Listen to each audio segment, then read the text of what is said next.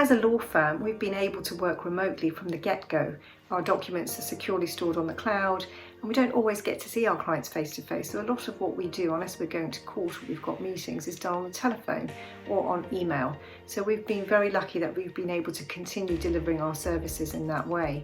In March, we were furiously busy because we were trying to finish off all the client work that we'd already been instructed on, and we didn't want any client to suffer any prejudice because of delay, and so we were doing that in March, and we were working really hard in April as well. In May did we see a downturn in our work. So what we've been doing as a result of that is we've been working on our business rather than in our business, and we've taken this opportunity to build on the things that we've been wanting to do for quite some time and haven't been able to. So what I'm really excited to share with you is our Fortune Law Academy. Now in 2017 we registered the trademark Fortune Law Academy and we started work in earnest. We built a 7-hour curriculum for startups and founders, and it was on the back of that curriculum that I started to teach law for entrepreneurs. The first time law's ever been taught on the Imperial College Executive MBA. And I had my first lecture, that was actually last month on Zoom, so that was a story to tell. But we've been working really hard on content.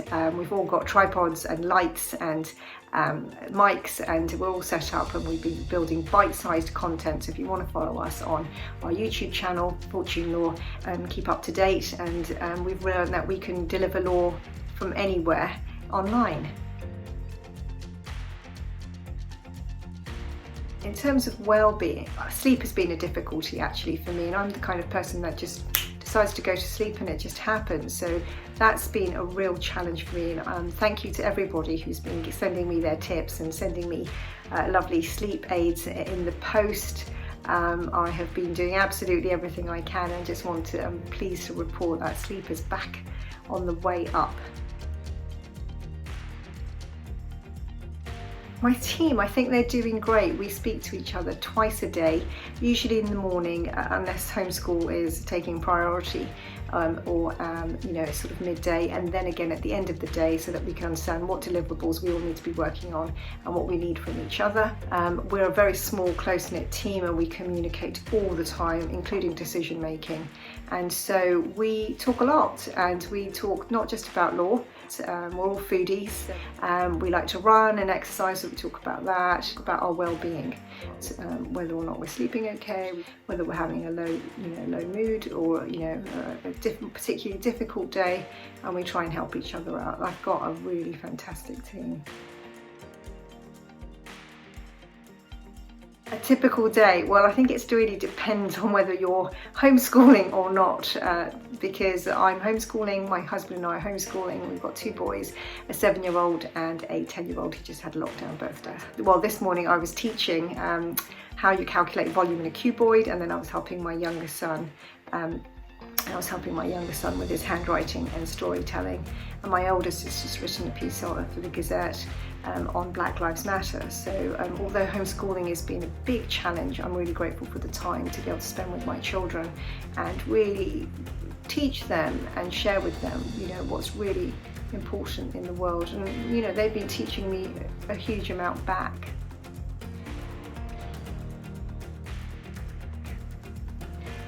In terms of changes in the industry, I think it really depends from law firm to law firm, and it's really interesting. It's quite an exciting time to be a lawyer because everything is changing, the laws are changing. We've had the Coronavirus Act, we've seen how the court system, which really wasn't very technologically advanced, there's been remote hearings, there's been cases at the Supreme Court that have been debated and argued from a sofa. So that's been quite extraordinary. More and more people are writing wills. Conveyancing is obviously has been on the decline because of lockdown. We've seen more commercial property transactions in terms of lease variations.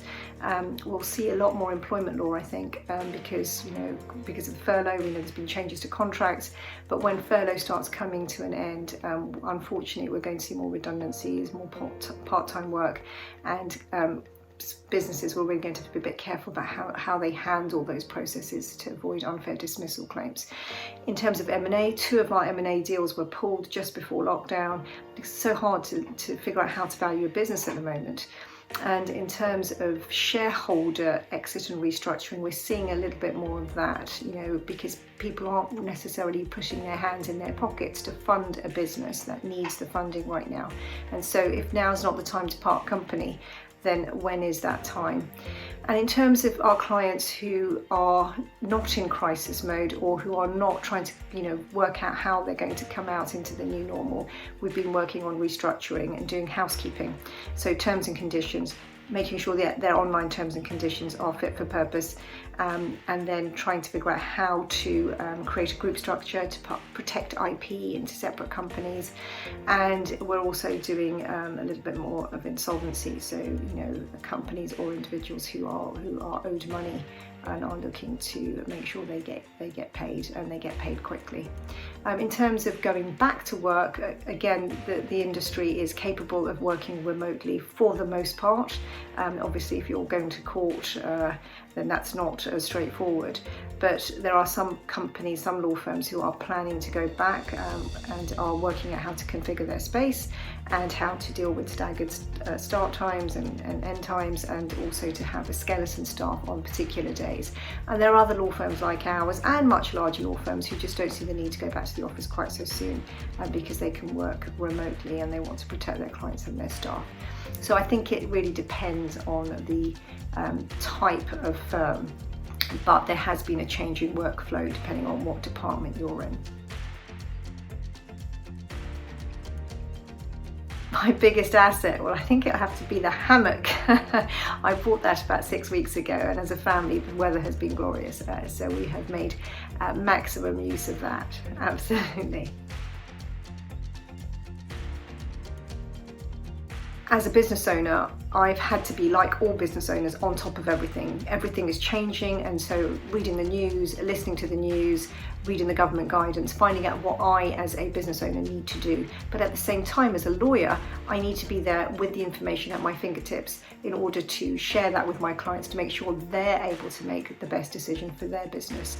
So, reading the bills that have been put before Parliament, just to see what is going to be happening, reading commentary around that, reading the Coronavirus Act, making sure we're completely up to speed with that, attending webinars. We attend at least 3 webinars a week, all of us as a team, and that's in relation to all kind of things. For example, the furloughing, what we do about insolvency and statutory demands and moratorium, witnessing contracts at the moment, because that's been a tricky one. I've got a new initiative. I've had to set up a waiting room in my front garden, because I've had lots of local people and not so local people come to my front garden office in order for me to witness documents for them or certify documents for them. So that's been an area where we've had to keep an eye on as well, to see whether there's going to be sort of reform in that sector as well.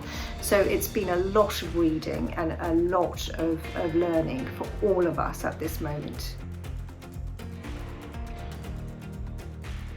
So the government relief that we have used as a firm has been the furlough scheme, and we've used that for one person who has a small child at home, and it was proven impossible for her to continue working and doing that full time. Well, I have had to give up my Russian classes because I couldn't find 90 minutes between 6 p.m. and 7:30 on a Tuesday to actually attend the Russian class, which went online, or do any of my homework, because I've been doing fractions and science and learning about all kinds of things with my children. But what we have learned is as we've set up the academy and we're building content, I've learned some video editing skills, which I didn't think I was going to do quite so soon. So yeah, that's been a plus. I thought I might have more time to read for pleasure, but that has not been the case at all. So everything I've been reading has been law, and more law.